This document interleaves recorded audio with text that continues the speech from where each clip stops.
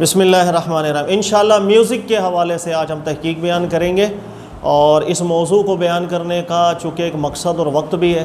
آج کل آپ نے دیکھا ہوگا کہ ہمارے اسکول میں، کالجز کے اندر میوزک کی تعلیم کو لازم قرار دیا جا رہا ہے۔ تو اس متعلق مجھے چونکہ معلوم ہے کہ اب بحثیں شروع ہو جائیں گی، میڈیا پہ بھی بحثیں شروع ہو جائیں گی، اور دو طبقے آپ کو ملیں گے۔ ایک طبقہ اس کو جائز قرار دینے پر دلائل پیش کرے گا، ایک ناجائز قرار دینے پر دلائل پیش کرے گا۔ تو اس وجہ سے موسیقی کے موضوع کے اوپر میں انشاءاللہ آج تھوڑی ڈیٹیل گفتگو کرتا ہوں، اور اس کے اندر ماضی سے، شروع سے، صحابہ تابعین کے دور سے کون کون بڑے عالم ہیں جن کا کیا کیا موقف رہا ہے، یہ میں انشاءاللہ مکمل آپ کو ڈیٹیل بیان کروں گا۔ دونوں کے دلائل اور دونوں کے استدلالات بیان کرتا ہوں، اور آخر میں آپ کو بیان یہ کر دوں گا انشاءاللہ تعالی کہ جو بھی عالم دین استدلال کرتا ہے، قرآن و سنت میں غور و فکر کر کے کوئی نتیجہ نکالتا ہے، اور وہ اہل بھی ہے، قابل بھی ہے، اور اجتہادی صلاحیت بھی اس کے اندر ہے، تو اس کو برا بھلا نہیں کہنا چاہیے، اس لیے کہ اس امت کا ایک حسن ہے جسے اللہ کے نبی علیہ السلام فرما گئے کہ جب وہ اجتہاد کر کے خطا بھی کر دے تو اللہ ثواب دیتا ہے۔ یعنی تحقیق کی راہ میں جب اہل قابل استدلال کر کے کوئی نتیجہ نکالتا ہے، وہ غلطی پر بھی اللہ کی بارگاہ سے ثواب ہی لیتا ہے۔ تو یہاں گناہ کا کوئی تعلق نہیں ہوتا۔ اگر کوئی عالم ہے، اس کے استدلال میں، اس کی تحقیق میں کہیں کمی کوتاہی رہ جائے، اور رہ سکتی ہے، ظاہر انسان ہے، بشر ہے، نبی تو کوئی نہیں، تو اس بنیاد کے اوپر کسی بھی عالم دین کو، کسی محقق کو، کسی بھی اجتہاد کرنے والے کو جو صالح بھی ہے، قابل بھی ہے، اس کو برا بھلا کہنے کی اجازت نہیں ہوتی ہے۔ آپ مطالعہ کریں، اسٹڈی کریں، دونوں کو پڑھیں اچھے طریقے سے، جو بات زیادہ قرآن سنت کے مطابق لگ رہی ہے اس پر عمل کریں، بس اتنی سی بات ہے۔ لیکن کسی عالم کو، کسی موقع کو برا بھلا نہ کہنے، یہ فضا ہمارے یہاں اچھی نہیں ہے جو پیدا ہو جاتی ہے۔ میں آپ کو دونوں موقع بیان کرتا ہوں کہ بعض علماء ایسے ہیں جو شروع سے ہی، یہ بات ذہن میں رکھیے گا، شروع سے ہی تابعین کے دور سے ہی یہ مسئلہ اختلافی نوعیت کا ہی چلتا آ رہا ہے کہ موسیقی جو ہے اپنی اصل کے اندر وہ جواز رکھتی ہے یا اصل میں ہی ممانعت رکھتی ہے۔ یعنی اس بات میں کسی عالم دین کا اختلاف نہیں گزرا ہے جو دین اسلام کے مزاج کو جانتا ہے کہ موسیقی ہو یا موسیقی کے علاوہ کوئی بھی چیز ہو، اگر کوئی بھی مباح چیز ایسی ہے جو آپ کو فحش کی طرف لے کے جا رہی ہو، گناہ کی طرف لے کے جا رہی ہو، آپ کی شہوانی خواہشات کو بڑھانے کی طرف لے کے جا رہی ہو، ایسا ہر مباح کام حرام ہو جاتا ہے، ناجائز ہو جاتا ہے۔ ہمارا دین بالکل واضح ہے، ان اللہ لا یأمر بالفحشاء، فحش کام کا حکم اللہ بالکل نہیں دیتے۔ تو ہر وہ کام جو انسان کو فحش میں لے کے جائے یا فحش میں مبتلا کر دے، اس کی اجازت نہیں ہوتی ہے۔ لہٰذا ہر وہ عالم دین جو موسیقی کے جواز کی بھی قائل رہے ہیں، وہ اس موسیقی کے جواز کے قائل رہے ہیں، ایسی صورت میں جواز کے قائل رہے ہیں کہ جب اس کا استعمال ایک نشاط قلبی کے لیے ضرور ہو، لیکن وہ انسان کو فحش کی طرف لے کے نہ جا رہا ہو، وہ کسی بھی طرح مفضی الی الفساد نہ ہو رہا ہو۔ اور یہ بھی ذہن میں رکھیے گا، بڑے بڑے محدثین اور بڑے بڑے علماء ایسے ہیں جن کا شروع سے رجحان موسیقی کے جواز کی طرف رہا ہے، ایک طبقہ، اور ان کے استدلال بھی میں آپ کو بیان کرتا ہوں۔ جو ممانعت بیان کرتے ہیں ان کا استدلال بھی بیان کروں گا، اور آخر میں بیان کروں گا کہ کون کہاں کیا غلطی کرتا ہے اور ہمیں کس قول پر عمل کرنا چاہیے۔ دیکھیے گا، سعید بن مسیب تابعین میں سے ہیں، اور ان سے صحیح روایتیں بالکل ایسی ہی ملی ہیں کہ یہ جواز کے قائل تھے۔ عطا بن ابی ربا بہت بڑے عالم دین گزرے ہیں، تابعین میں سے ہیں۔ سالم بن عبداللہ بن عمر، حضرت عبداللہ ابن عمر کے بیٹے سالم، ان سے بھی یہی موقف صحیح طور پر ثابت ہے۔ اسی طرح ابن حسان ہے، سعید بن جبیر ہیں، اور دو بڑے محدث تابعین کے دور کی بات کر رہا ہوں، ایک زہری اور ایک امام شعبی، اور یہ دو اتنے بڑے محدث ہیں کہ اگر ان دونوں کو آپ مائنس کر دیں تو نہ بخاری بچتی ہے، نہ مسلم بچتی ہے، کتاب الحدیث کا ذخیرہ سب فنش ہو جاتا ہے۔ اس لیے کہ زہری ہی بھرا ہوا ہے پوری بخاری کے اندر، مسلم کے اندر، اس کے علاوہ کتب حدیث آپ پڑھ لیں، شعبی ہی بھرا ہوا، مطلب یہ دو اتنے بڑے محدث ہیں کہ یہ خود راوی بھی ہیں، اور حدیثوں کو بالکل اعتبار کر کے محدثین نے انہی سے سارا ذخیرہ حدیث لیا ہوا ہے، ان کا بھی یہی موقف رہا ہے۔ اچھا، اس کے علاوہ تابعین کے بعد اگر ہم بڑے بڑے علماء میں سے دیکھیں گے تو قاضی ابو بکر ابن عربی مالکی رحمۃ اللہ علیہ، بہت بڑا نام ہے محدثین میں سے۔ ان کی تحقیق اور ان کا استدلال بھی اسی جانب مائل تھا کہ بالکل یہ مباح ہے، اپنی اصل میں موسیقی مباح ہے، ہاں اگر موسیقی یا کوئی بھی مباح کام انسان کو فساد کی طرف لے کے جائے گا، شہوانی خواہشات کے بڑھاوے کی طرف لے کے جائے گا، فحش کی طرف لے کے جائے گا، تو وہ ممنوع لغیر ہی ہو جائے گا، اپنی ذات میں وہ مباح ہی رہے گا۔ اسی طرح محدث ابن طاہر، بہت بڑا نام ہے، ان کا بھی یہی موقف رہا ہے۔ اسی طرح محقق ہیں ابن حزم، ظاہری المذہب ضرور ہے لیکن ان کا بھی یہی موقف رہا ہے۔ اور اس کے علاوہ آج کے دور میں ہم دیکھیں گے تو علامہ یوسف قرضاوی اجر عظیم عطا فرمائے، بہت بڑے عالم دین ہیں، بہت بڑے محقق ہیں، عرب کے عالم دین ہیں، ان کا بھی فی الحال یہی موقف ہے۔ اس کے علاوہ بھی دیگر علماء ہیں۔ تو یہ میں نے فہرست آپ کو اس لیے بیان کی ہے کہ کوئی یہ نہ سمجھے کہ یہ آج کل کے ہی کوئی مولانا صاحب اٹھ کر کے تحقیق بیان کر کے دین میں کوئی نیا مسئلہ بیان کر رہے ہیں۔ شروع سے ہی ایک اختلاف چلتا آ رہا ہے۔ اکثر علماء کا موقف اس کی ممانعت کی طرف ہی رہا ہے، اس کے بھی میں دلائل آپ کو بیان کرتا ہوں۔ ابھی فی الحال میں ان علماء کے دلائل اور استدلال آپ کو بیان کر دیتا ہوں جو موسیقی کو اپنی اصل میں جائز سمجھتے ہیں اور اس کا استعمال کے اوپر حکم لگاتے ہیں۔ یعنی اگر موسیقی آپ کو فحش پر مبتلا ہو، فحش کی طرف لے جانے والی ہو، ناجائز کام کی طرف لے جانے والی ہو، شہوانی خواہشات کو بڑھانے والی ہو، ان سب صورتوں کے اندر وہ ممانعت لغیری کا فتویٰ دیں گے۔ لیکن اگر نشاط قلبی کے لیے ہو یا کسی اور مقصد کے لیے ہو، وہ بالکل ممانعت اس کی نہیں کرتے ہیں۔ اچھا، ان کا استدلال کیا ہے؟ بڑے آسان طریقے سے میں آپ کو سمجھاتا ہوں، سمجھ میں آ جائے گا۔ استدلال میں نمبر 1، جتنی حدیثیں موسیقی کی ممانعت کے اوپر مروی ہوئی ہیں، ان تمام علماء اور محدثین کے نزدیک ان میں سے ایک بھی حدیث صحیح نہیں ہے۔ پہلا تو یہ سٹیپ ذہن میں رکھ لیجیے گا، جتنی حدیثیں موسیقی کی ممانعت کے اوپر مروی ہوئی ہیں، ان محدثین کے نزدیک، ان محققین کے نزدیک ان میں سے ایک بھی حدیث ایسی نہیں ہے جو سند اور متن کے لحاظ سے صحیح ثابت ہوئی ہو۔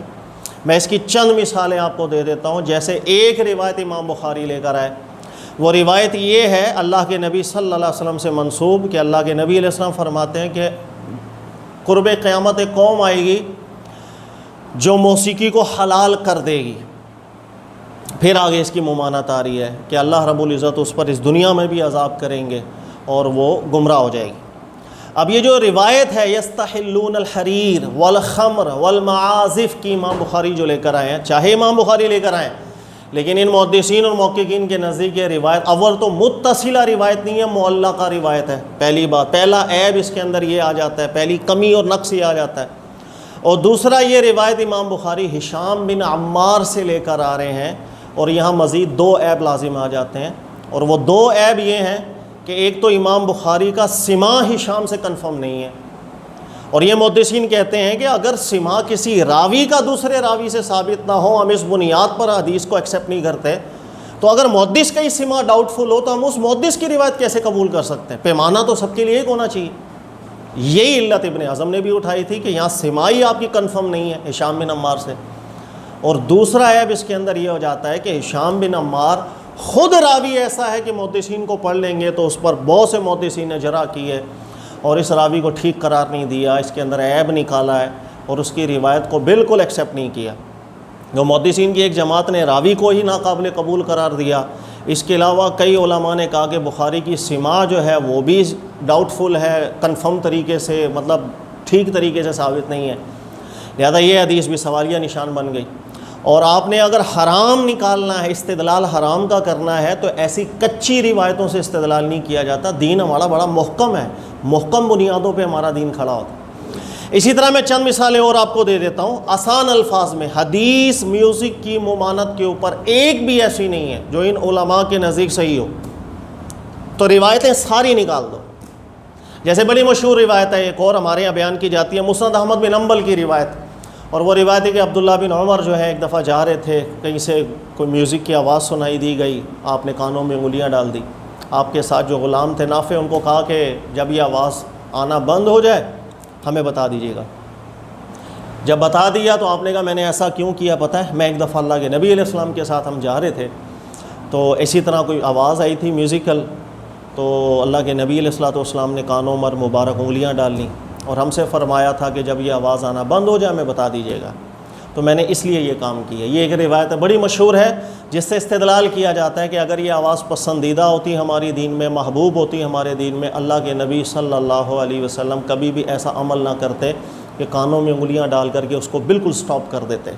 یہ روایت بیان کی جاتی ہے، لیکن مسئلہ یہ ہے کہ محدثین نے اس روایت کو بھی صحیح قرار نہیں دیا. خود محدث ابو داؤد اس روایت کو منکر قرار دیتے رہے ہیں، ضعیف قرار دیتے رہے ہیں. اس کے علاوہ بھی محدثین کی فہرست ہے جن کے نزدیک بالکل یہ حدیث ثابت نہیں، اور اس کا متن بھی منکر ہے. اور متن منکر اس لیے ہے کہ یہ روایت کہہ رہی ہے عبداللہ ابن عمر میوزک کی آواز سن کر کانوں میں انگلی ڈال دیتے تھے. اچھا، اس کے مقابلے میں صحیح روایت ہے، محلہ میں ابن حزم لے کر آئے ہیں، وہ اس سے زیادہ سند میں بھی مضبوط ہے. اور وہ یہ ایک نکاح کی محفل میں عبداللہ ابن عمر گئے ہیں، وہاں پر غنا ہو رہا تھا، تو عبداللہ ابن عمر نے سنا، سماع بھی کیا، اس کے بعد چلے گئے. وہ زیادہ سند میں بھی مضبوط روایت ہے. اگر یہ آواز ہی ناپسندیدہ ہوتی تو ایک جگہ عبداللہ ابن عمر کانوں میں انگلیاں ڈالیں اور دوسری جگہ وہ سن بھی لیں، یہ بات سمجھ میں نہیں آتی. لہٰذا متن کے اندر بھی اس روایت میں آبجیکشن ہے، اس روایت کی سند میں بھی آبجیکشن ہے. تو کہنے کا مقصد یہ میں نے ایک دو مثالیں آپ کو دی ہیں. جو بھی روایت میوزک کی ممانعت کے اوپر آپ کو ملے گی، ان علماء کے طبقے میں محققین کے نزدیک وہ بالکل حدیث صحیح نہیں ہے. اب میں آپ کو چند محدثین کے اقوال بھی بیان کرتا ہوں. قاضی ابو بکر ابن عربی مالکی رحمۃ اللہ علیہ بہت بڑے محدث گزرے ہیں، انہوں نے ذکر کیا لم یصح فی تحریم المعازف شیء، میوزک کی ممانعت کے اوپر ایک بھی حدیث صحیح نہیں ہے. اسی طرح محدث ابن طاہر، انہوں نے اس سے بڑھ کر جملہ ادا کیا، اور کون نہیں جانتا محدث ابن طاہر ایک نام ہے محدثین کی فہرست کے اندر. انہوں نے بھی ذکر کیا لم یصح منہا حرف واحد، انہوں نے کہا ایک حرف بھی میوزک کی ممانعت کے اوپر روایتوں کے اندر ثابت نہیں. یہی بات ابن حزم نے بھی ذکر کی، کہا کہ کل ما روی فیہا باطل و موضوع، انہوں نے کہا ہر وہ روایت جو میوزک کی ممانعت کے اوپر آئی ہے ان میں سے کوئی بھی صحیح نہیں ہے، سب باطل ہے. یہی بات علامہ شوکانی نے بھی ذکر کی ہے کہ حق یہ ہے کہ آپ تمام روایتوں کو دیکھ لیں جو میوزک کی ممانعت کے اوپر آئی ہیں، اس میں سے کوئی بھی حدیث ثابت نہیں ہوتی. اس کے علاوہ بھی دیگر محدثین ہیں. یہ میں نے چند کے آپ کو ریفرنسز اس لیے دیے ہیں تاکہ آپ مسئلہ ایک آپ کو سمجھ میں آ جائے. تو جو میوزک کو اپنی اصل میں جائز قرار دیتے ہیں ان کے نزدیک پہلا سٹیپ تو یہ ہے کہ روایتیں کوئی بھی ثابت نہیں ہیں. جب روایت ثابت نہیں ہے، اب آپ نے استدلال قرآن سے ہی کرنا ہے. قرآن نے جو اصول بیان کیے ہیں اسی سے استدلال کرنا ہے، چونکہ حدیث اس کی ممانعت پہ کوئی ہے نہیں. اب قرآن پاک کو جب ہم مطالعہ کریں گے تو کیا قرآن نے میوزک کا نام لے کر کے کوئی حکم بیان کیا ہے؟ نہیں. جب نام لے کے بھی حکم بیان نہیں کیا تو اب ہم نے جو قرآن کے بیان کردہ اصول ہیں اس سے استدلال کرنا ہے. قرآن نے اصول کیا بیان کیے ہیں؟ اصول نمبر 1، اللہ نے ارشاد فرمایا قد فصل لکم ما حرم علیکم الا ما اضطررتم الیہ. اللہ نے فرمایا قد فصل لکم ما حرم علیکم، تم پر جو چیزیں حرام کی گئی ہیں وہ تفصیلی طور پر تمہیں بیان کر دی گئی ہیں. سورہ انعام کی آیت نمبر 119. اچھا، اس آیت سے ایک مفہوم سمجھ میں آ گیا کہ ہمارا دین کبھی کسی چیز کو حرام کرتا ہے تو بالکل واضح اور تفصیلی طور پر حرام کر دیتا ہے، واضح کر دیتا ہے، بیان کر دیتا ہے، اس کو ڈھکے چھپے الفاظ کے اندر بند نہیں کرتا. قرآن کا مزاج یہ قد فصل لکم ما حرم علیکم، جو چیزیں تم پر حرام کی گئی ہیں بالکل واضح تفصیلی طور پر بیان ہو گئی. تو پہلی چیز قرآن یہ بیان کرتا ہے کہ کسی چیز کو ہم نے جب حرام کہنا ہے ہمارے دین کے اندر تو ہمیں ایک ڈیٹیلڈ معلومات اس کی چاہیے، واضح نصوصات اس کی چاہیے، واضح حرام کے اوپر دلائل اس کے چاہیے. لہٰذا حدیث کے اندر کوئی روایت ثابت نہیں ہوئی، قرآن کے اندر میوزک نام سے کوئی چیز مروی نہیں ہوئی. اصول دیکھیں آپ. نمبر 2، اللہ نے قرآن میں فرمایا یسألونک ماذا احل لہم قل احل لکم الطیبات. اے رسول صلی اللہ علیہ وسلم، لوگ آ کر آپ سے سوال کرتے ہیں کہ ہمارے لیے حلال کیا کیا چیزیں ہیں، تو اللہ تعالیٰ نے ایک ضابطہ بیان کر دیا قل احل لکم الطیبات، تمہارے لیے ہر وہ چیز حلال ہے جو طیبات میں سے ہو. ایک اصول اللہ نے بیان کر دیا جس سے ہزاروں لاکھوں جو مسائل ہیں وہ متفرع ہوتے چلے جاتے ہیں. ہر وہ چیز کھانے سے متعلق ہو، اس سے نفع اٹھانے سے متعلق ہو، اگر وہ چیز طیب ہے مباح ہے، اللہ نے اس کو ہمارے لیے جائز رکھا. اگر وہ چیز طیب نہیں ہے وہ منع ہے، وہ خبیث ہے تو منع ہے. اب طیب اور خبیث کسے کہتے ہیں؟ طیب ہر وہ چیز کہ فطری طور پر انسان اس کی طرف کشش کرے، اس کو اچھا سمجھ کے فطری طور پر اس کی طرف کشش ہو انسان کی. اور خبیث وہ چیزیں ہیں کہ فطری طور پر انسان گھن محسوس کر رہا ہو، اس چیز کی طرف کھنچ نہ رہا ہو. یہ ایک بڑا بنیادی اصول اللہ تعالیٰ نے ارشاد فرما دیا.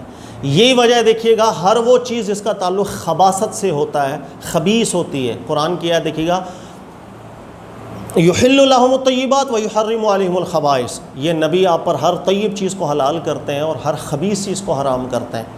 لہٰذا اب خبیث کی پوری فہرست قرآن نے بیان نہیں کی ہے، وہ لاکھوں کروڑوں نام بیان کر دیے ہوں دنیا کے اندر کتنی چیزیں خبیث ہیں، ایک اصول بیان کر دیا. لہٰذا اسی اصول سے ہمارے علماء استدلال کرتے ہیں ہر وہ چیز کھانے سے متعلق ہو یا اسے نفع اٹھانے سے متعلق ہو، اگر انسان کی فطرت اور فطری طور پر انسان اس کی طرف کشش محسوس نہیں کرتا، گھن کرتا ہے، وہ چیز خبیث ہے، حرام ہو جائے گی. یہی وجہ ہے آپ جتنے کیڑے مکوڑے ہیں ایک ایک کا نام لے کر پوچھ لیں آپ کسی بھی عالم دین سے اللہ نے قرآن میں کہاں حرام کیا اس کا نام لے کر، تو ہم کہیں گے نام لے کر حرام تو نہیں کیا کہ بھائی کیڑے مکوڑے کھانا حلال ہے یا حرام ہے. ہم کہیں گے کہ اصولی بات اللہ نے قرآن میں کیا کہ خبیث چیز حرام.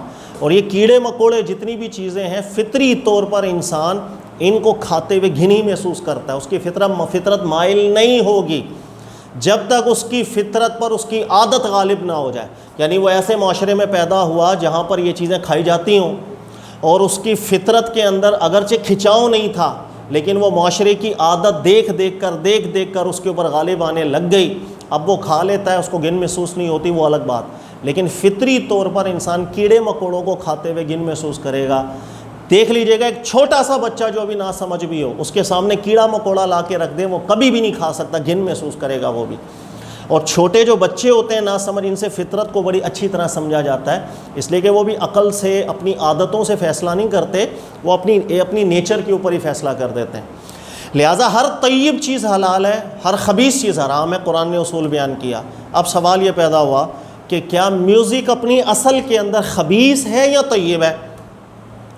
تو یہ علماء بیان کرتے ہیں چونکہ حدیث کوئی ثابت نہیں، قرآن کے اصول سے استدلال کریں گے اور قرآن کہتا ہے طیب چیز حلال ہے. لہٰذا انسان اپنی فطرت کے اندر ہی اچھی آوازوں کو، چاہے وہ میوزیکل آوازیں ہوں، ان کی طرف کھنچاؤ رکھتا ہے، اس کو اچھا پسند کرتا ہے. لہٰذا یہ ایک بہت بڑا استدلال ہے ان علماء کرام کا جو بیان کرتے ہیں کہ میوزک اپنی اصل کے اندر طیب چیز ہے، انسان گھن محسوس نہیں کرتا. یہی وجہ ہے پرندوں کی آوازیں، اس کے اندر بھی ایک طرح کا تطرب ہوتا ہے، انسان کا ایک فطرت اس کی طرف کھنچاؤ محسوس کرتی ہے. اسی طرح نیچر کی آوازیں آپ جتنی بھی دیکھ لیں جس کے اندر تطرب ہوگا انسان کھنچاؤ محسوس کرے گا. اور انسان کو فطری طور پر بھی اگر آزما لیا جائے تو انسان اپنی فطرت کے اندر ہر اس آواز کو جس میں حسن صوت ہو، حسن تطرب ہو، اس کی طرف کھنچاؤ محسوس کرے گا، اچھا لگے گا. یہی وجہ ہے فطرت دیکھنے کے لیے ایکسپیریمنٹ کرتے ہیں بچوں پر. ایک بچہ رو رہا ہو، چھوٹا سا بچہ، نابالغ بچہ رو رہا ہو، آپ دیکھیں اس کے سامنے آپ چھن چھن کریں تو فوراً وہ متوجہ ہوگا اور اس آواز سے کشش محسوس کرے گا، اچھا اس کو لگے گا، کھنچاؤ محسوس کرے گا، رونا بھی بند کر دیتا ہے. تو یہ چیزیں ایکسپیریمنٹ ہم کرتے ہیں ایک فطرت کو جاننے کے لیے کہ انسان کی فطرت کے اندر جو میوزیکل آوازیں ہیں، یہ حسن تطرب وغیرہ، کیا انسان کی فطرت اس کو طیب رکھتا ہے یا خبیث رکھتا ہے. تو ان علماء کے نزدیک چونکہ یہ جو آوازیں ہیں، میوزیکل جو آوازیں ہیں، یہ خبیث چیزیں نہیں، اپنی اصل کے اندر یہ طیب چیزیں ہیں. لہٰذا جب یہ طیب چیزیں ہیں تو اپنی اصل کے اندر مباح ہیں، جائز ہیں. اب آپ اس کو اگر ممانت کے اندر ڈالیں گے تو لغیر ہی ممانت میں ڈالا جائے گا. یعنی کہ اصول ہے کہ ہر وہ مباح چیز، جائز چیز جو حرام کا سبب بن رہا ہو وہ بھی حرام ہو جائے گا. بھائی گاڑی ڈرائیو کرنا جائز ہے، لیکن گاڑی ڈرائیو کر کے کسی کو میں ٹکر مار دوں، اس کا مال نقصان کر دوں، تو اب یہ ظاہر ہے اگر جان بوجھ کے کروں گا تو گناہ ہے. اور میں اگر مباح کام سے ناجائز کام کی طرف اس مباح کام کو لے کے چلا جاؤں تو وہ مباح کام بھی ناجائز ہو جاتا ہے. لیکن یہ ممانت لغیر ہی ہوتی ہے، اپنی اصل کے اندر وہ ممنوع نہیں ہوتا.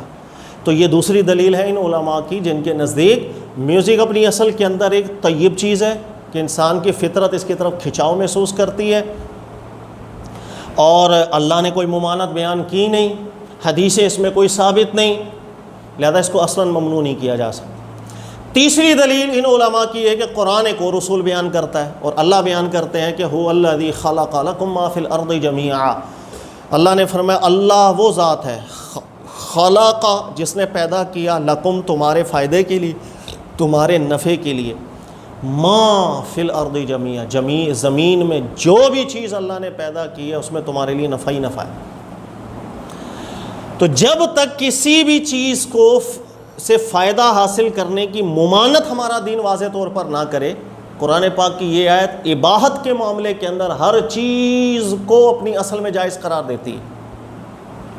یعنی کسی بھی چیز کو مباح قرار دینے کے لیے مجھے کوئی اسپیشلی نام لے کر کے نص درکار نہیں ہے کہ مجھے کوئی نص دکھائیں کہ یہ نام لے کر ہمارے دین نے کہاں جائز رکھ۔ اللہ نے جب ایک اصول دے دیا، خلق لکم ما فی الارض جمیعا، زمین میں جتنی بھی چیزیں اسے نفع حاصل کرنے کے لیے اللہ نے تمہارے لیے ہی بنائی ہیں، تو اب مجھے ممانت لینے کے لیے، یعنی کوئی چیز ہے اس سے میں نفع حاصل نہیں کروں، ہمیں نام لے کر کے اس پر دلیل ضرور چاہیے ہوگی، لیکن اس چیز کو مباح قرار دینے کے لیے کسی نام لے کر کے مباح کرنے والی نص نہیں چاہیے۔ یہ آیت اپنے عموم کے اندر ہر چیز کو شامل ہے، لہذا حدیث کے اندر ممانت کوئی ثابت نہیں، قرآن نے میوزک کا نام نہیں لیا، اور قرآن یہ بھی بیان کر رہا ہے کہ یہ طیب چیز ہے، یعنی کہ ہم سمجھ رہے ہیں کہ یہ طیب ہے، اور اللہ بیان کر رہا ہے ہر چیز مبارک ہی ہے نفع حاصل کرنے کے لیے۔ تو میوزک بھی اسی عموم کے اندر داخل ہے، اور ہمیں ممانت کرنے کے لیے نام لے کر کے ہمیں واضح وضاحت ہونی چاہیے کہ فلاں جگہ پر اللہ تعالیٰ نے اس چیز کو منع کیا۔ جب ممانت ثابت نہیں ہوگی تو حصول نفع کے لیے یہ مباح درجے میں داخل ہوگا، ہم اس کو حرام نہیں کہہ سکتے۔ اس کے علاوہ کچھ روایتیں ایسی ہیں، کچھ حدیثیں ایسی ہیں جو صحیح ہیں، اور اس سے بھی اشارتاً صراحتاً ہم جواز ہی سمجھ سکتے ہیں کہ اگر انسان کے لیے غنا، میوزک، اگر انسان کو فحش کی طرف نہ لے کے جا رہا ہو اور انسان کو کبھی گناہ کی طرف متعدی نہ کر رہا ہو، مفضی نہ کر رہا ہو، وہ جائز ہوگا۔ جیسے امام بخاری اس روایت کو لے کر آئے ہیں، اور روایت یہ کہ عید کا دن ہے، میں مفہوم سناتا ہوں آپ کو، عید کا دن ہے، اللہ کے نبی صلی اللہ علیہ وآلہ وسلم اپنے حجرہ مبارک میں ہی تشریف فرما تھے، اور گھر میں ام المومنین عائشہ صدیقہ تھیں اور آپ کی دو سہیلیاں آ گئیں۔ اچھا، یہ بیٹھ کر کے کچھ جنگی اشعار تھے، یعنی جنگ کے موضوع پر وہ اشعار پڑھے جاتے تھے، اس سے غنا کر رہی تھیں، اور دن عید کا تھا، اور جب غنا کر رہی ہیں اس دوران حضرت ابو بکر صدیق گھر میں داخل ہو گئے۔ جب گھر میں داخل ہوئے تو عائشہ صدیقہ حضرت ابو بکر صدیق کی بیٹی بھی ہیں، ماں بھی ہیں، اور بیٹی نسبی ہیں، اور ماں ہے جو قرآن نے رشتہ دیا کہ اللہ کے نبی علیہ السلام کی تمام ازواج تمام مومنین کے لیے ماں کا درجہ رکھتی ہیں۔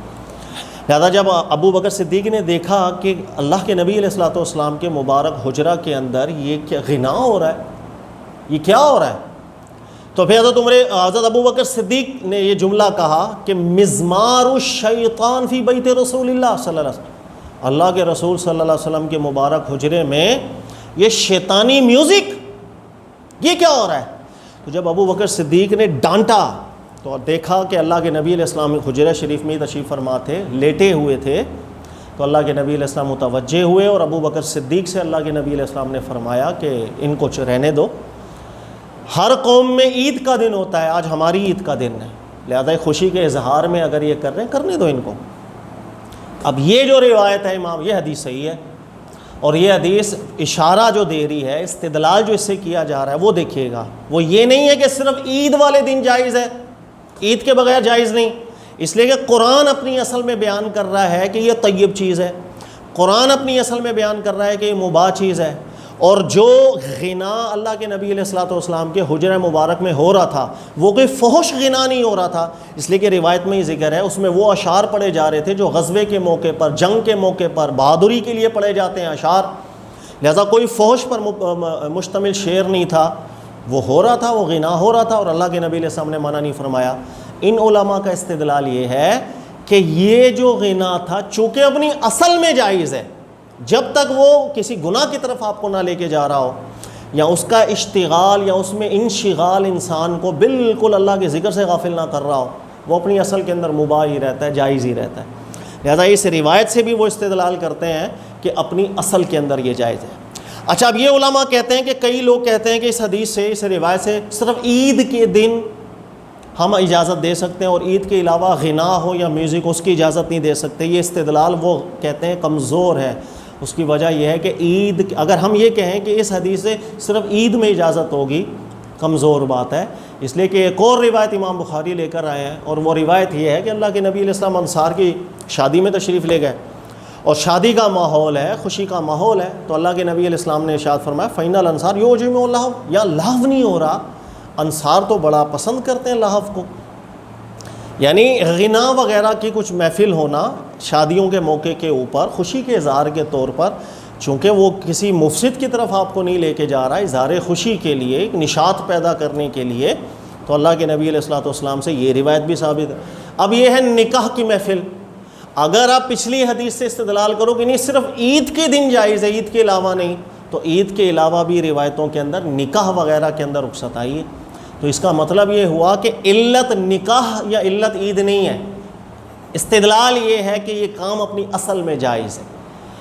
یہ ممنوع لغیری ہی ہو سکتی ہے. ممنوع لغیری کا مطلب ہے کہ ہر وہ میوزک وہ انسان کو اللہ کے ذکر سے غافل کر دے، نمازیں چھوڑی جا رہا ہے، میوزک میں مشغول ہوئی جا رہا ہے، وہ قرآن پڑھتا نہیں ہے، اسی کے اندر انشغال رکھا ہوا ہے، وہ فحش کے اندر مبتلا ہوئی جا رہا ہے، وہ ایسے اشعار سنتا ہے میوزک کے ذریعے جو فحش پر مشتمل ہوتے ہیں، جس سے شہوانی خواہشات اس کی بڑھنے لگ جاتی ہیں. یہ تمام صورتیں ہیں جو اس کو ممنوع لغیری ہی بنا دیتی ہیں، لیکن اپنی اصل کے اندر ممنوع نہیں. لہٰذا ان علماء کے نزدیک نتیجہ یہ نکلا، اور نتیجہ یہ نکلا کہ میوزک چونکہ اپنی اصل میں ممنوع نہیں ہے، لہٰذا میوزک کا ہر وہ استعمال جس کے اندر کسی بھی طرح کا فساد نہیں آئے گا مباح. مثلا موبائل کی رنگنگ ٹونز کوئی ایشو نہیں ہے، کیونکہ موبائل کی جو رنگنگ بیلز ہوتی ہیں اس کے اندر کون سا فساد ایسا ہے کہ انسان نہ وہ فحش کی طرف لے کے جاتا ہے، وہ تو آپ ایک اطلاع حاصل کرنے کے لیے وہ ٹون رکھتے ہیں کہ آپ کو پتہ چل جائے. گھروں کے اندر بیل ہوتی ہے، اس کے اندر بھی میوزک ہے، ہارنز وغیرہ ہوتے ہیں گاڑیوں کے، اس کے اندر بھی میوزک ہے. اسی طرح 50 چیزوں کے اندر میوزک ہے، الارمز ہیں اس کے اندر بھی میوزک ہے. تو یہ تمام جتنی بھی چیزیں اپنی اصل کے اندر مباح ہے.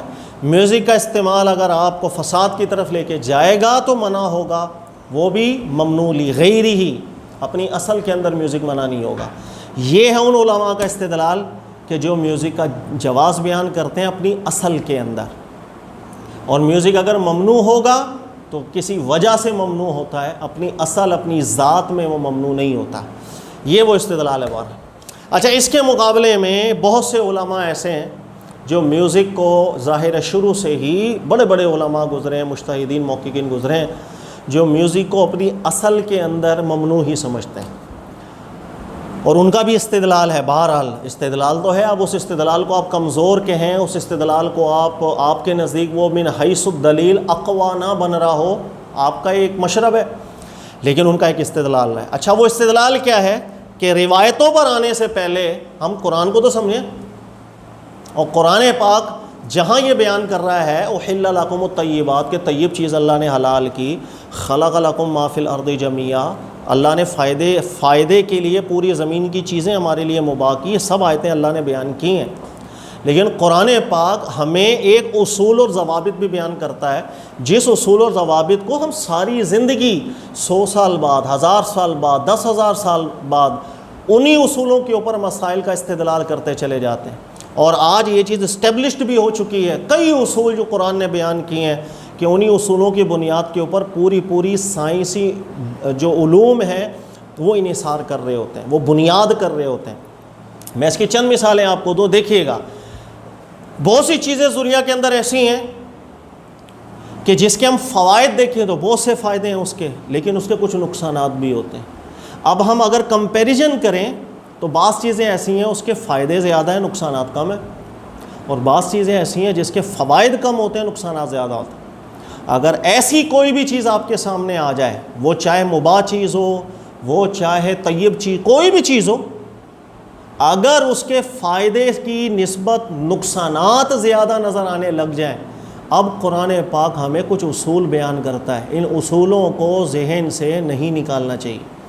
اللہ تعالیٰ نے قرآن پاک میں بیان کیا، شراب سے بھی متعلق ایک اصول بیان کیا ہے. دیکھو، قرآن پاک کو سمجھیں قرآن پاک کئی دفعہ ایک ایسا اصول بیان کر دیتا ہے کہ وہ ایک بنیاد کی حیثیت ہو جاتی ہے، وہ ایک فارمولے کی حیثیت ہو جاتی ہے کہ جس کے اندر ہم نے آئندہ بھی کوئی بھی سوال ہے اس فارمولہ میں ہم نے ڈالنا ہے اور نتیجے نکالنے ہیں۔ جوا ہے یا شراب ہے، اللہ نے فرمایا فیہا منافع، اس میں فائدے بھی بہت ہیں، بہت فائدے نظر آئیں گے آپ کو۔ شراب کے بھی فائدے نظر آ رہے ہوں گے، پینے والے سے پوچھ لیجئے گا وہ فوائد آپ کو کتنے گنوائے گا، وہ کہے گا اس میں vitamin A B C D E F سارے ہیں، اس کے لیے سارے وائٹامنز اس کے اندر ہیں، وہ فائدے گنوائے گا آپ کو۔ جوا ہے، آپ کہتے ہیں جوا مت کھیلیے گا کیونکہ جوا کھیلیں گے نا تو آپ نقصان اٹھا لیں۔ ارے نقصان تو اس کا ہو رہا ہے، جو جیت رہا ہے اس کا کیا نقصان ہو رہا ہے؟ میں کہہ رہا ہوں دو غریب ہیں وہ جوا کھیل رہے ہیں، ایک جائیداد ہار بیٹھا اس کا تو ہو گیا نقصان، لیکن دوسرا غریب جیت بیٹھا اس کے تو بارے نیارے ہو گئے، اس کی تو اولادیں سنور گئیں، اس کے پاس تو ہزاروں لاکھوں روپے آ گیا، تو یہ فائدہ بھی تو ہے، لیکن اس فائدے سے جو نقصان ہو گیا وہ زیادہ ہے۔ وَإِثْمُهُمَا أَكْبَرُ، اس لیے اللہ نے فرمایا کہ ان کے نقصانات زیادہ ہیں۔ لہذا دنیا کے اندر بہت سی چیزیں ایسی ہیں جو اللہ نے اس میں فائدے رکھے ہیں، لیکن ایک اصول اللہ نے قرآن میں بیان کر دیا، فیہا منافع واسمہما اکبر، بہت سی چیزیں ایسی ہوتی ہیں جس میں فائدے بھی نظر آ رہے ہوتے ہیں، فائدے ہوتے ہیں، واسمہما اکبر، لیکن اس میں نقصان، اس کے سائیڈ ایفیکٹس زیادہ ہوتے ہیں۔ جب ایسی صورت ہو تو اب قرآن پاک نے شراب کو بھی حرام کر دیا، جوئے کو بھی حرام کر دیا، اس بنیاد پر کہ فائدوں کی طرف نظر نہیں کیجیے گا، اس کے نقصانات کی طرف نظر کریں، وہ زیادہ ہے۔ اس اصول کو ہم کبھی بھی اگنور نہیں کر سکتے قرآن پاک کے۔ لہٰذا اس دنیا کے اندر کوئی بھی چیز ہے وہ مباح چیز ہے، وہ بالکل جائز چیز ہے، لیکن اگر اس کے سائیڈ ایفیکٹ زیادہ ہونے لگ جائیں گے ہم بالکل اس کو ممنوع قرار دے دیں گے۔ آپ کو میں حیرانی والی بات بتاؤں، ہمارے یہاں میڈیکل لائن کے اندر بھی یہ اصول چلتا ہے، کیونکہ اللہ تعالیٰ نے ایک فطری اصول بیان کیا ہے، لہٰذا یہی اصول ہماری میڈیکل فیلڈ کے اندر بھی چلتا ہے۔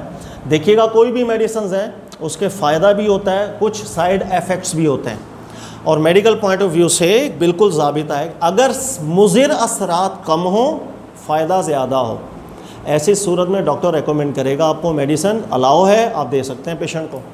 لیکن کبھی کبھی ہوتا ہے کچھ میڈیسنز ہیں جس کے سائیڈ ایفیکٹس بہت زیادہ ہوں، فائدے کم ہوں، نقصانات زیادہ ہوں، فائدے کم ہوں، ایسی میڈیسنز کو بالکل ریکمینڈ نہیں کیا جاتا ہے۔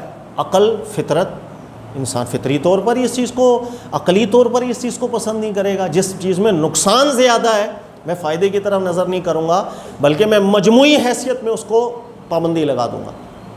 یہی وجہ ہے اللہ نے قرآن پاک میں خمر کے فوائد بھی ذکر کیے، فیہا منافع، فائدے ہیں اس میں، لیکن فرمایا واسمہما اکبر، اس کے ذاتی معاشرتی نقصانات زیادہ ہیں۔ آنکھوں سے دیکھ لو، جب نقصانات آپ کو زیادہ نظر آ رہے ہوں گے، اب من حیث المجموع اس کو ممنوع قرار دینا پڑے گا، اس کے فوائد کی بنیاد پر اس کو جائز قرار نہیں دینا پڑتا۔ یہ ایک بہت بڑا اصول ہے جو اللہ پاک نے قرآن میں بیان کیا۔ لہٰذا وہ طبقہ علماء کا، مجتہدین کرام کا، کہ جن کے نزدیک وہ میوزک کو من حیث المجموع منع کرتے ہیں، وہ کہتے ہیں کہ اللہ کے بندو پہلے آنکھوں سے دیکھو اپنے معاشرے کو، آج دیکھو، 100 سال پہلے دیکھو، 500 سال پہلے دیکھو، 1000 سال پہلے دیکھو، شروع سے ہی میوزک چل رہا ہے، لیکن میوزک میں انشغال آپ کو آپ کے معاشرے کے اندر دیکھیں مضر اثرات زیادہ ڈیولپ کر رہا ہوتا ہے یا فائدے زیادہ معاشرے کے اندر دکھا رہا ہوتا ہے۔ مطلب آج بھی میں جس ماحول میں رہ رہا ہوں، میں تو اپنے ماحول کو دیکھوں گا، آج میوزک کا استعمال کیا ہے، آپ وزن کر لیں، فوائد کے اندر زیادہ ہے یا نقصانات کے اندر زیادہ ہے، فحش اس سے زیادہ پھیل رہا ہے یا نہیں۔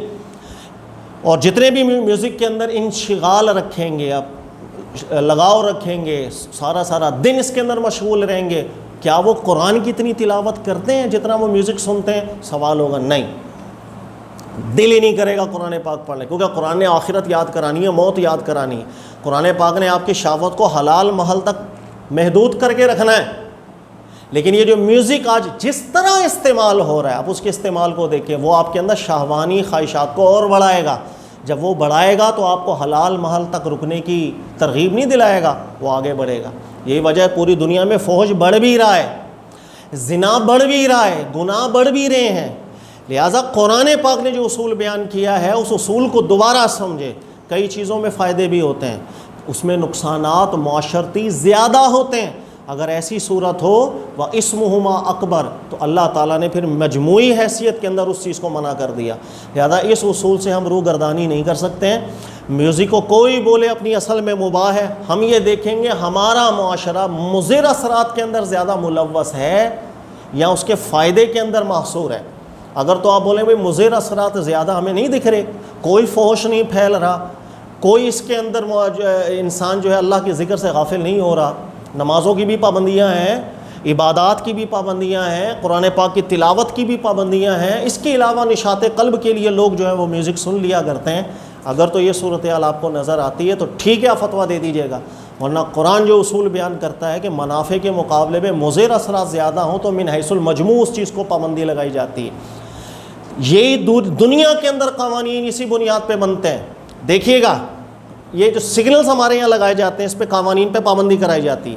بھائی آپ نے سگنلز کو فالو کرنا ہے، گرین لائٹ پر آپ جائیں، ریڈ لائٹ پہ آپ اسٹاپ. کیوں بھائی؟ اس لیے کہ اگر یہ پابندیاں نہ کریں تو مضر اثرات زیادہ ہو جائیں گے، ایکسیڈنٹس، حادثات زیادہ ہوتے چلے جائیں گے، انسان کی مال کا نقصان ہوتا چلا جائے گا، انسان کی جان کا نقصان ہوتا چلا جائے گا. لیکن میں آپ سے ایک سوال کروں، آپ یا میں 50 دفعہ، ہزاروں دفعہ ہم نے سگنلز توڑے ہیں، لیکن 100 بندوں سے پوچھ لیجئے گا، اس میں 99 کہیں گے نہ ہمارا ایکسیڈنٹ ہوا کبھی.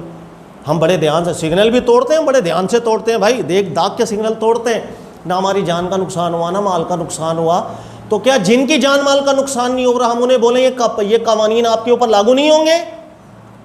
ہم یہاں پر بھی موازنہ کریں گے. ہم موازنہ یہ کریں گے کہ بعض لوگوں کے لیے قوانین کا توڑنا اگر مضر نہیں ہے، لیکن جب حادثات ہوتے ہیں اس میں جان مال چلی جائے، ایک جان بھی چلی جائے، ہمارا دین بیان کرتا ہے کہ ایک جان کا نقصان بھی پوری انسانیت کا نقصان ہے. تو جب ہم موازنہ کریں گے تو ہم کہیں گے مضر، اس کی جو سائیڈ ایفیکٹس ہیں وہ زیادہ ہیں. لہذا اس بنیاد پر آپ بالکل من حیث المجموع پابندی لگاتے ہو. یعنی ایک شخص جو قانون توڑے، سگنل توڑے، دیکھ بھال کی بھی توڑے گا، یہاں بھی کوئی گاڑیاں نہیں، یہاں بھی کوئی گاڑیاں نہیں، میں سگنل توڑ لوں اس پر بھی جرمانہ عائد کیا جاتا ہے. یہ نہیں دیکھا جاتا کہ اس کے سگنل توڑنے سے کوئی حادثہ تو ہوا نہیں. یہ میں سمجھا اس لیے رہا ہوں، اللہ نے قرآن میں بڑی فطری اور عقلی اصول بیان کیے ہیں، اور ان میں سے اصول یہ کئی چیزوں میں منافع بھی ہوتے ہیں لیکن اس کا معاشرتی نقصان زیادہ ہوتا ہے، ذاتی یا معاشرتی نقصان زیادہ ہوتا ہے. اس بنیاد پر من حیث المجموع اس چیز کو ممنوع قرار دینا پڑتا ہے، اس پر پابندی لگانی پڑتی. یہی وجہ ہے کہ جب دیکھیں اسلحہ اپنے پاس رکھنا کوئی ممانعت نہیں ہے، انسان سیفٹی کے لیے بھی رکھتا ہے، اپنے دفاع کے لیے بھی رکھتا ہے. لیکن کئی دفعہ ایسا ہوتا ہے کہ ملکی حالات اس میں فتنے پیدا ہو جاتے ہیں تو گورنمنٹ کی طرف سے پابندی لگانی پڑ جاتی ہے کہ اب جائز طریقے سے بھی اپنے پاس اسلحہ رکھنے کی اجازت نہیں ہے. کیوں ایسے قوانین بنائے جاتے ہیں؟ اب وہاں کھڑے ہو کر ایک بندہ بحث کرے اور وہ یہ بولے کہ بھائی اسلحہ میں نے تو اپنے دفاع کے لیے رکھا ہے، یہ کیوں منع ہونا چاہیے، میں نے تو فوائد کے لیے رکھا ہے. وہاں اس کو قائل کیا جائے گا کہ فی الوقت جو صورتحال پیدا ہو گئی ہے انتشار کی، ملک کے اندر فتن و فساد کی، اس کو ختم کرنے کی، اس بڑے نقصان کو ختم کرنے کے لیے من حیث المجموع اس پر پابندی لگائی گئی. لہٰذا ان علماء کے نزدیک بھی کوئی روایتوں سے استدلال نہیں ہے، کوئی یہ سمجھے کہ ان ضعیف حدیثوں سے استدلال کرتا، قرآن پاک کے بنیادی اصول سے استدلال کرتا. اور بنیادی اصول قرآن کا یہ ہے کئی چیزوں میں فوائد ہیں لیکن اس کے نقصانات زیادہ ہوتے ہیں، اور اگر نقصانات زیادہ ہوں تو من حیث المجموع اس چیز پر پابندی لگائی جاتی ہے. اب ہم نے یہ دیکھنا ہے، ان علماء کے نزدیک ہم نے یہ دیکھنا ہے ہمارے معاشرے کے اندر کوئی بھی چیز ہے، وہ چاہے میوزک ہے یا کوئی اور مباح چیز ہے، جب وہ رائج ہے، جس انداز میں رائج ہے اس کو دیکھا جائے گا اس کے معاشرتی مضر اثرات زیادہ ہیں یا فوائد زیادہ ہیں. اگر آپ کہیں مضر اثرات زیادہ ہیں تو من حیث المجموع قانونی لحاظ سے اس پر پابندی لگا دی جائے گی. یہی معقول بات، یہی بات ہے جو وزنی. دوسری بات، جب قرآن پاک ایک چیز کا اصول بیان کر دے اس اصول کے بعد پھر جزیات کو اس پر متفرع کیا جاتا ہے. اب اگر کوئی شخص ایسا ہے جو یہ بولے کہ بھئی فلاں ایک جگہ پر وہاں پر میوزک ایسا ہے کہ جس کے مضر اثرات کم ہیں، وہاں پر ہم من حیث المجموع پابندی نہ لگائیں، ٹھیک ہے جی وہاں نہ لگائیں، لیکن من حیث المجموع ہی دیکھا جاتا ہے. ایسا نہیں کہ انفرادی حیثیت میں دیکھوں یار میں تو بڑا ماہر ہوں ڈرائیو کرنے کا، میں سگنل توڑ لوں گا تو میرے لیے ایشو نہیں ہے. نہیں، جب قانون بنتا ہے پھر سب اس کے اندر اس قانون کو فالو کیا جائے گا، اس کے اندر سارے ہی آج داخل ہو جائیں گے، وہ ماہر ہوں یا نہ. لہٰذا اس بنیاد کی، یہ ہے وہ بنیاد آپ معاشرے کے اندر دیکھیں میوزک اپنے معاشرے میں فحش کے طرف لے کے جا رہا ہے یا نہیں؟ آپ بولے 80% لے کے جا، 80% اس کے اندر منشغلین فحش میں ملوث ہوتے ہیں، شہوانی خواہشات میں اضافہ ہوتا ہے۔ لہذا صرف یہ ایک اصول جو قرآن کا یہی انف ہے کہ من حیث المجموع قانونی لحاظ سے اس کو منع کر دیا جائے، کیونکہ اس کے مضر اثرات زیادہ ہیں۔ یہ بنیاد ہے قرآن پاک سے۔ اس کے بعد اگر ہم روایتوں کی طرف آئیں تو امام بخاری جو حدیث لے کر آئے ہیں وہ ان علماء کے نزدیک وہ صحیح ہے، اگرچہ اس میں اختلاف ہے، ہشام بن عمار راوی پر بھی اختلاف ہے، اور لیکن بہرحال ان کے نزدیک کئی محدثین ہیں جنہوں نے ہشام بن عمار کی جو تصحیح کی ہے اس کو عادل قرار دیا ہے، تعدیل بھی کی ہے، اس کی روایت کو قبول بھی کیا ہے، اور امام بخاری نے بھی قبول کیا ہے۔ بہرحال تو کئی علماء کے نزدیک یہ روایت بھی بالکل صحیح ہے، لیکن روایت سے استدلال ایک سیکنڈ سٹیپ کے اوپر ہے۔ یہ نہیں کہ صرف روایت سے استدلال کرتے، قرآن کے ایک بنیادی اصول سے استدلال کرتے۔ یہ ٹاپک کافی لمبا ہو گیا۔ اس کے علاوہ میں ایک چیز اور آپ کو بیان کر دوں، ایک تو بنیادی اصول سے استدلال ہے، اور وہ استدلال یہی ہے کہ جس چیز کا معاشرتی نقصان زیادہ ہوگا من حیث المجموع پابندی لگائی جائے۔ دوسرا ایک قرآنی استدلال اور ہے کہ جو بیان کرتا ہے اس کی ممانعت کی طرح، اور وہ کیا ہے؟ اللہ نے قرآن میں فرمایا وَاسْتَفْزِزْ مَنِ اسْتَطَعْتَ مِنْهُمْ بِصَوْتِكَ، اللہ نے شیطان سے فرمایا، اللہ نے فرمایا جا گمراہ کر، جس کو تو استطاعت رکھتا ہے، طاقت رکھتا ہے، تجھے مہلت ہے تو گمراہ کر سکتا ہے۔ اچھا گمراہ کیسے کرے؟ بِصَوْتِكَ، اپنی آواز کے ذریعے، اپنی آواز سے گمراہ کر سکتا ہے، جا کر لے جس کو کر سکتا ہے، مہلت ہے، دنیا دارالامتحان ہے۔ اب اس آیت مبارکہ میں غور کیجئے گا، اللہ نے شیطان کو مہلت دی کہ تو لوگوں کو گمراہ کرنے کے لیے آواز کا استعمال کر سکتا ہے۔ سٹاپ۔ اب ہم سمجھتے ہیں اس آیت پاک کو۔ کیا آپ کے کان میں آ کے شیطان آواز دیتا ہے کہ یہ چیز کر؟ آپ بولیں گے میں نے شیطان کی آواز تو نہیں سنی۔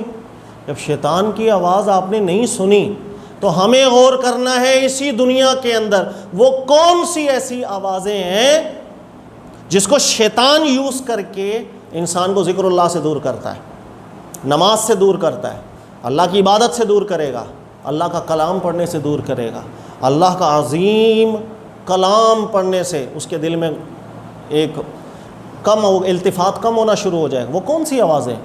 اگر آپ اس دنیا کے اندر آوازوں پہ غور کریں گے تو سب سے بڑھ کر ایک ہی آواز آپ کے ذہن کے اندر آئے گی، وہ ہے میوزیکل آوازیں۔ یہی وہ آواز ہے جو جس کا منشغل، جس کے اندر جو بندہ زیادہ چلا جائے، آپ دیکھیں گے قرآن پاک سے اس کا شغل کم ہو جائے۔ نماز بالکل شغل کم ہوگا اس کا، مشاہدہ یہی ہے۔ اگر آپ کوئی ایکسیپشنل کیس دکھائے نا، مجھے فلاں بندہ ہے دیکھو نماز بھی پڑھتا ہے، روزے بھی رکھتا ہے، زکوٰۃ بھی رکھتا ہے، دن میں قرآن پاک بھی تلاوت کرتا ہے، ہاں وہ کبھی کبھی میوزک بھی، یہ بہت ایک ریئر کیسز ہوتے ہیں۔ عمومی حیثیت کے اندر ہمیشہ دیکھا جاتا ہے کہ جو بھی بندہ ان چیزوں کے اندر انشغال رکھتا ہے، یہ وہی آوازیں ہیں جو ذکر اللہ سے بھی دور کر رہی ہوتی ہیں، قرآن پاک سے بھی دور کر رہی ہوتی ہیں۔ میوزک دور کی بات ہے، صرف شعر و شاعری کے اندر ملوث ہو جائے انسان زیادہ، اس کے منہ سے بھی قرآن پاک سننے کو نہیں مل رہا ہوتا۔ میں تو اکثر کہتا ہوں کہ نعت خوان ہے، وہ نعتیہ اشعار پڑھ رہے ہوتے ہیں، ان کو اسی میں اتنی لذت آ رہی ہوتی ہے کہ قرآن پاک ان کی زبان کے اوپر جاری نہیں ہوتا۔ آپ کسی نعت خوان کو بھی کسی محفل میں لا کے بٹھائیں، انہوں نے بولے آپ قرآن پاک کی تلاوت کریں، وہ 5 منٹ بھی تلاوت نہیں کرتا، کر ہی نہیں سکتا، ہمت ہی نہیں ہوتی ہے، ایک اس کے اندر کیفیت ہی پیدا نہیں ہوتی۔ یہ میں ایک مثال سے سمجھا رہا ہوں کہ میوزک دور کی بات ہے، شعر و شاعری کے اندر بھی انشغال انسان کو ذکر اللہ سے کبھی دور کر دیتا ہے، اللہ کے کلام سے دور کر دیتا ہے، نماز سے دور کر دیتا ہے۔ یہ مشاہدہ ہے۔ تو وہ کون سی آواز ہے جس کو اللہ نے شیطان کو کہا کہ اپنی آواز سے لوگوں کو تو پھسلا لے، گمراہ کر دے؟ مشاہدہ کریں، آپ مشاہدہ کریں۔ لہذا ان علماء کے نزدیک وہ یہی آوازیں ہیں، وہ چاہے نظم کی صورت میں ہو، نثر کی صورت میں ہو، شعر کی صورت میں ہو، میوزک کی صورت میں ہو، اگر وہ ذکر اللہ سے دور کر رہی ہے من حیث المجموع اس کو پابند کیا جاتا ہے تاکہ فتنہ اور فساد معاشرے میں پیدا نہ ہو۔ اللہ تعالیٰ سمجھنے کی توفیق عطا فرمائے۔ تھوڑا سا تفصیل ہو گیا، لیکن اس تفصیل سے انشاءاللہ فائدہ ضرور ہوا ہوگا کہ دونوں طرف علماء ہیں، دونوں کا استدلال ہے، اچھا ہے جس کو جو سمجھ میں آئے، لیکن جو مین چیز سمجھنے والی ہے جس کی طرف میں نے آپ کو کہا تھا، میں آخر میں بتاؤں گا کہ غلطی کیا ہوتی ہے۔ غلطی یہ ہوتی ہے ہمارے سامنے 2 موقف آتے ہیں کہ بہت سے بڑے علماء ہیں جنہوں نے میوزک کو جائز قرار دیا، بہت سے علماء ہیں جنہوں نے میوزک کو حرام قرار دیا۔ تو ہم نرمی لیتے ہوئے بھی، یہ سوچتے ہوئے بھی کہ چونکہ یہاں بھی بڑے علماء ہیں، ہم میوزک کے جائز چلو بول دیتے ہیں۔ ہم غلطی یہ کرتے ہیں، جن علماء نے میوزک کو جائز قرار دیا، جنہوں نے منع، ان دونوں نے ایک صورت میں اتفاق ضرور کیا کہ میوزک کی ہر وہ قسم کہ جو انسان کو فحش کی طرف لے کر جا رہی ہو، وہ انسان کی اخلاق کو متاثر کر رہی ہو، شہوتی خواہشات کو ابھار رہی ہو، ایسی صورت میں ان دونوں علماء کا اتفاق گزرا ہے، اجماع گزرا ہے، اب ایسا میوزک کی اجازت، میوزک ہو یا کوئی بھی مباح کام ہو، اس کی اجازت نہیں۔ ہم اس نقطے کو بھول جاتے ہیں، ہم میوزک کے جواز سے سمجھ جاتے ہیں کہ آج کل کے گانے بھی سب جائز ہیں جس کے اندر فحش اشعار ہیں، اکثر تو یہی ہیں، آپ دیکھ لیں، مشاہدہ کر لیں۔ ہاں اگر کوئی ایسا سانگ ہو کہ جس کے اندر آپ کو کچھ فحش نظر نہ آ رہا ہو، ٹھیک ہے جی، اس کو آپ الگ کر لیں، لیکن زیادہ تر، اکثریت، غالب اس کے اندر فحش ہے، شہوتی خواہشیں بڑھنا شروع ہو جاتی ہیں۔ تو کبھی بھی علماء نے جائز قرار دیا، اس جائز سے یہ اتفاقی صورت اپنے ذہن سے مت بھولیے گا، دونوں علماء کے نزدیک متفق ہے کہ جب میوزک انسان کو گناہ کی طرف لے کے جا رہا ہو، فحش کی طرف لے کے جا رہا ہو، فحش اشعار پر مشتمل ہو اور اس میں میوزک بھی استعمال ہو رہا ہو، ان سب صورتوں میں ہمارا دین اجازت نہیں دیتا۔ اللہ کا واضح اعلان ہے، ان اللہ لا یأمر بالفحشاء، اللہ تعالیٰ فحش کام کو بالکل حکم نہیں دیتا۔ اور رسول اللہ صلی اللہ علیہ وسلم سے متعلق روایت ہے، ام المومنین بیان کرتی ہیں، اللہ نے اپنے نبی کو ایسا بنایا، وہ بالکل فحش سے دور تھے۔ تو یہ ایک چیز اپنے ذہن میں ضرور رکھیے گا، اللہ تعالیٰ سمجھنے کی توفیق دے۔ جزاک اللہ خیر۔